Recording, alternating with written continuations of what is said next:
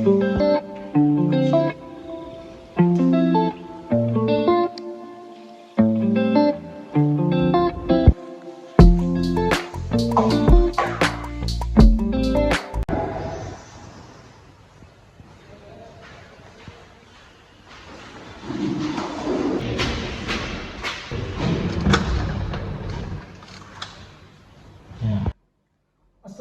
warahmatullahi wabarakatuh. Salam sejahtera untuk kita semua. Saya Abdurrahman Fauzi sebagai calon Bupati Masyarakat Kabupaten Niu dari Partai Rocker Ball. Izinkan dan berikan kesempatan kepada saya untuk melayani seluruh masyarakat Kabupaten Niu. Adapun visi dari saya yakni meningkatkan kesejahteraan masyarakat di sektor perekonomian. Untuk misi saya, yang pertama adalah mewujudkan masyarakat yang sejahtera. Sedangkan yang kedua adalah membangun sumber daya masyarakat yang berkualitas. Jangan lupa pilih nomor 3.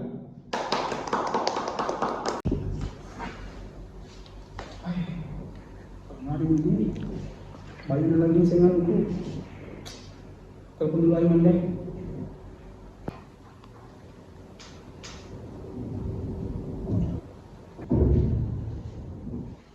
Halo, Assalamualaikum.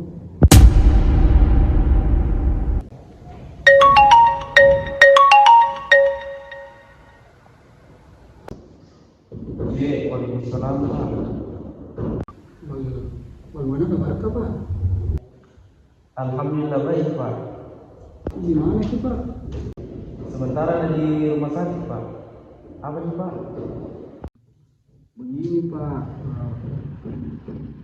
kan ini sementara mendaftar calon bupati untuk tahun 2024. Tapi kulihat-lihat ini tuh banyak saingan yang mendaftar Pak. Jadi muka ini minta tolong sama kita Pak. Kalau bisa dulu datang di kantor, dibicarakan sama-sama dulu Pak tuh. Oh, iya, Pak. Tapi mungkin nanti saya menyusul ke situ, Pak, karena masih ada urusan di rumah sakit, Pak. Oh iya Pak, kabari mas saya Pak di menunggu minggu di kantor.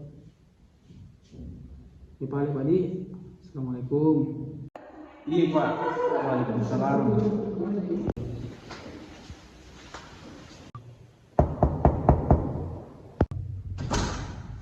Assalamualaikum. Waalaikumsalam. Pak Iman, duduk Pak Iman. Begini Pak, ini ku panggil Ki karena kan tadi sudah ku sampaikan sama kita kalau daftar ke calon pemilihan bupati untuk tahun 2024. Dari itu kan kuliah ada juga ini banyak saingan, banyak orang yang mendaftar. Jadi muka ini minta tolong sama kita Pak. Oh, mau minta tolong apa gini, Pak? Ini Pak, muka minta tolong. Ada ini sedikit beberapa tuh, mungkin bisa gak dibantu untuk mencari hak suara di masyarakat tuh. Oh iya, aman gini, Pak. Karena sementara juga ini istriku ada di rumah sakit ini, Pak, mau melahirkan, Pak. Tapi sebelum itu, Pak, nomor berapa ini, Pak? Nomor 3 Pak. Jadi kutunggu ini kabar baik Pak Di. Oh iya, Pak.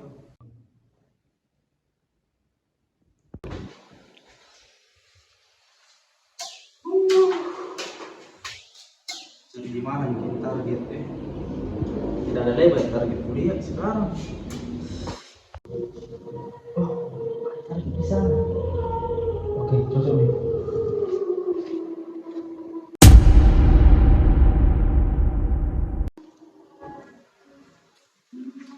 Assalamualaikum, Dek. Waalaikumsalam, Pak.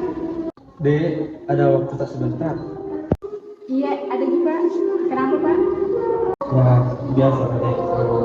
Sekarang kan sudah pemilu, jadi kan ini sementara suara biar ini ya dari partai Sosial Volta ini maka dan suara yang disebutkan dari segi jadi ya berkontribusi dalam Maksudnya apa ini maksudnya, Pak?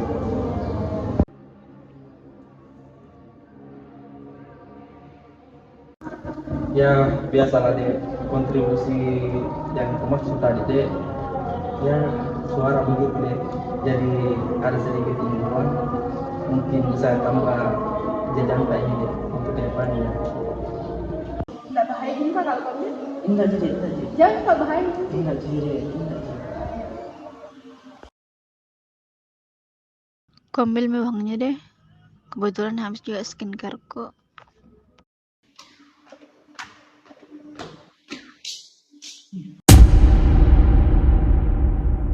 Kenapa tadi itu?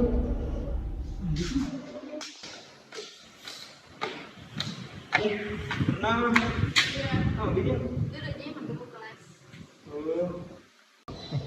Banyaknya bang Purnama, bang dari mana itu? Oh ini, ada dikasih ke bapak-bapak dari partai yang bilang suruh coblos nomor 3. Untuk apa itu bang kasih? Katanya bilang suruh coblos. Oh jadi ambil ini suaramu ya? Begitu. Tidak betul itu Purnama. Jadi bagaimana Kak? Ya, sama aja itu seperti nasuap ki. Padahal ya dalam undang-undang itu nalarang ki menerima suap. Bisa ki dipidana, bisa ki dipenjara 15 tahun. Bismillahirrahmanirrahim. Assalamualaikum warahmatullahi wabarakatuh. Nah pemirsa, perbuatan seperti tadi merupakan contoh perbuatan suap menyuap atau biasa disebut sebagai riswah. Riswah atau suap termasuk dalam perbuatan dosa besar. Hasil yang didapat dari perbuatan ini juga merupakan hasil yang haram. Kasus suap menyuap memang bukan lagi hal yang asing di zaman sekarang ini. Banyak kalangan yang melakukan hal ini demi mencapai tujuan yang diharapkan, dan sebagian besar tujuannya adalah hal yang batil. Pemberi suap disebut sebagai rashi dan penerimanya adalah murtashi, sedangkan sebutan untuk penghubung antara keduanya adalah rais. Suap, uang pelicin, dan money politik ini disebut riswah jika tujuannya untuk menyalahkan yang benar atau membenarkan yang salah. Bahkan perbuatan riswah ini juga dilarang dalam Undang-Undang Nomor 11 Tahun 1980 tentang tindak pidana suap. Dalam pasal 2 menyebutkan, barang siapa memberi atau menjanjikan sesuatu kepada seseorang dengan maksud untuk membujuk supaya orang itu berbuat sesuatu atau tidak berbuat sesuatu dalam tugasnya yang berlawanan dengan kewenangan atau kewajibannya dan menyangkut kepentingan umum, akan dipidana karena memberi suap dengan pidana penjara selama-lamanya 5 tahun dan denda sebanyak-banyaknya 15 juta. Pemirsa, sebagai seorang muslim harus tahu bahwa Islam mengharapkan tindakan suap menyuap. Bahkan pihak-pihak yang terlibat mendapatkan laknat Allah Subhanahu wa taala. Bahkan Rasulullah sallallahu alaihi wasallam pernah bersabda, Allah melaknat penyuap dan yang disuap dalam urusan hukum. Hadis riwayat Tirmizi. Ketika diancam oleh laknat Allah, berarti hidup seseorang akan jauh dari rahmat dan berkahnya. Beragam persoalan selalu melilitnya. Bencana dan malapetaka datang silih berganti tanpa henti. Di akhirat kelak nasibnya pun akan merugi. Ingatlah sabda Nabi sallallahu alaihi wasallam, yang menyuap dan yang disuap masuk di neraka. Hadis riwayat At-Tabrani. Suap merupakan penyakit yang berbahaya sebab ia merusak akhlak individu dan sosial serta menghancurkan sendi-sendi kehidupan berbangsa dan bernegara. Suap akan menghilangkan kepercayaan, kejujuran dan sikap amanah. Suap akan menyebarluaskan prasangka buruk, memutus silaturahim, serta menghilangkan hak-hak orang lain. Di lingkungan kerja, suap menyuap hanya akan merusak profesionalisme. Ketika suap menyentuh ranah hukum, kebenaran dan keadilan pun terkalahkan. Penyuap dan penerima suap cenderung membenarkan kezaliman dan memutarbalikkan fakta. Pengadilan menjadi panggung tak bermakna. Jadi sebagai kesimpulan, pemirsa, bahwa kita sebagai umat muslim hendaknya menghindari perkara perbuatan riswah, karena sungguh perbuatan itu adalah perbuatan yang dibenci oleh Allah Subhanahu wa taala. Di tahun menjelang akan diadakannya pemilu, tidak sedikit orang-orang yang bergelut di bidang politik menghalalkan segala cara demi mencapai tujuannya. Jadi tentu ini penting bagi kita untuk selalu menyadari posisi kita sebagai muslim yang harus anti uang politik. Karena bagaimana kita bisa mengharapkan demokrasi yang baik ketika di samping bidang itu sendiri kita malah terperdaya dan menerima uang yang dimaksudkan untuk membeli suara kita. Ingat, demokrasi tak berarti tanpa harga diri. Jika mau pemimpin yang jujur, maka memilih pun juga harus jujur.